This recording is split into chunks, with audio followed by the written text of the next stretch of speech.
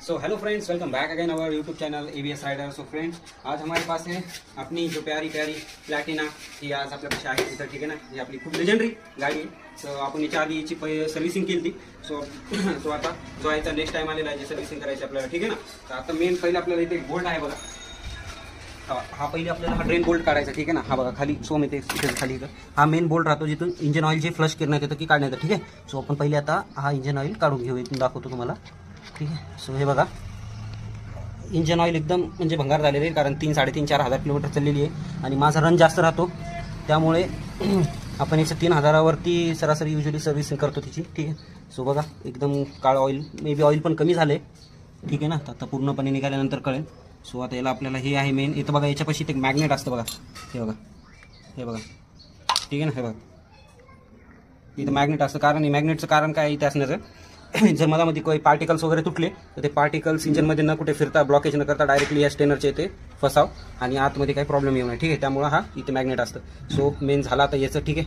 याला आपण साईडला ठेवून देऊया इथं। तर मेन आपल्याला आता हे पूर्ण ड्रेन होऊ देऊया। आपण काय करू, पलीकडच्या साईडला जे हिचं हे आहे,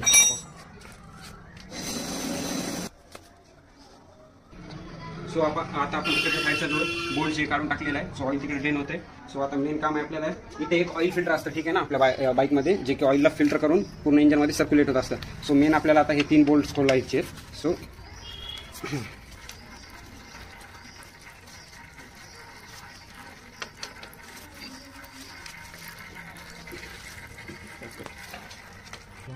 सो हे बघा, हे आपलं पहिलंवालं जो आहे हे आपलं फिल्टर आहे, ठीक आहे ना। हे पहिलं इंजन ऑइल फिल्टर, सो एकदम भंगार झालेला आहे। तर याला इकडे टीचरच जाऊ द्या तिकडे खाली।